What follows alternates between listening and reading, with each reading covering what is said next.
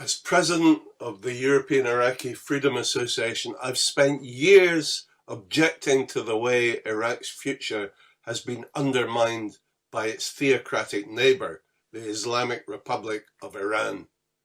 The Iranian regime's vicious meddling in Iraq has caused growing resentment and resistance from the Iraqi people, but there are now signs that the mullahs' vice-like grip may be beginning to waver.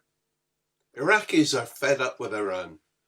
They once regarded Qasem Soleimani, the IRGC Quds Force commander, as a hero for mobilizing the Iraqi militias and leading the fight to rid Iraq of the Islamic State's jihadists.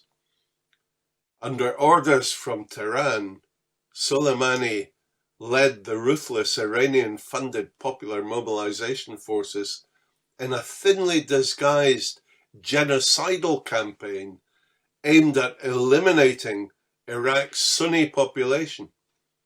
In the process, he oversaw the almost complete destruction of the ancient cities of Fallujah, Ramadi, and Mosul. Soleimani's pretext of being the great liberator was in fact a lie. He was a murderer, he was a terrorist, and his elimination by the Americans in Baghdad airport in January 2020 was entirely justified and came as a lethal blow to his Iranian masters.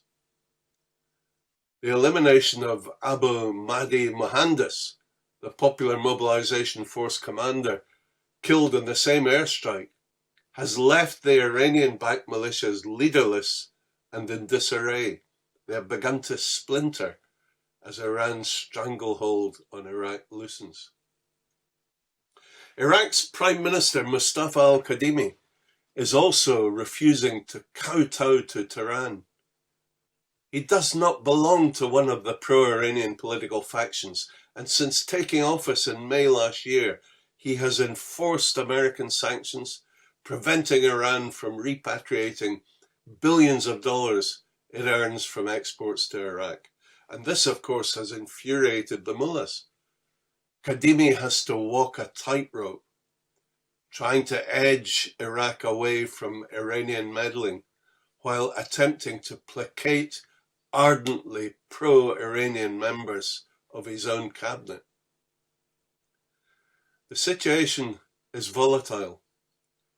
Iranian-backed militias have twice this year fired missiles at US personnel in Iraq, and they've attacked Saudi targets with explosive drones launched from Iraq.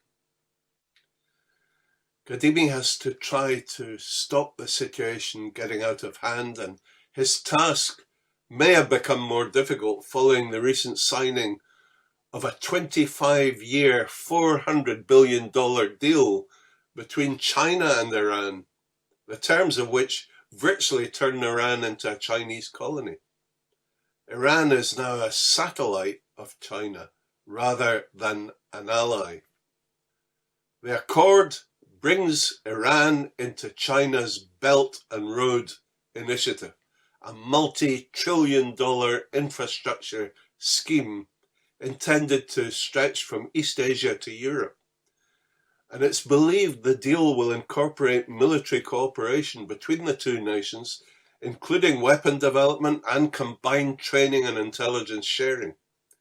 Strategically, this means that Kadhimi has to tread carefully when he opposes the mullahs, because in doing so, he may risk irritating the Chinese.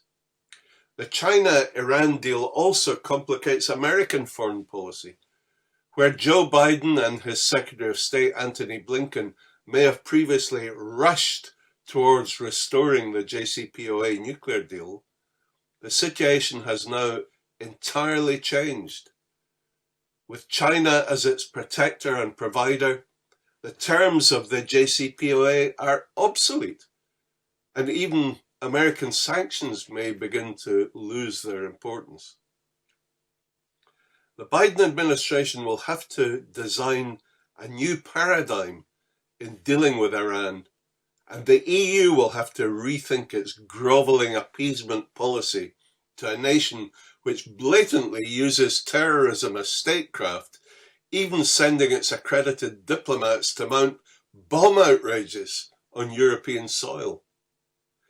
Kadimi's new Mashrep concept, which would cement an economic alliance with Jordan and Egypt, will be attractive to the Biden administration, although the mullahs clearly see such a powerful trilateral cooperative initiative as a threat to their hegemony in the region.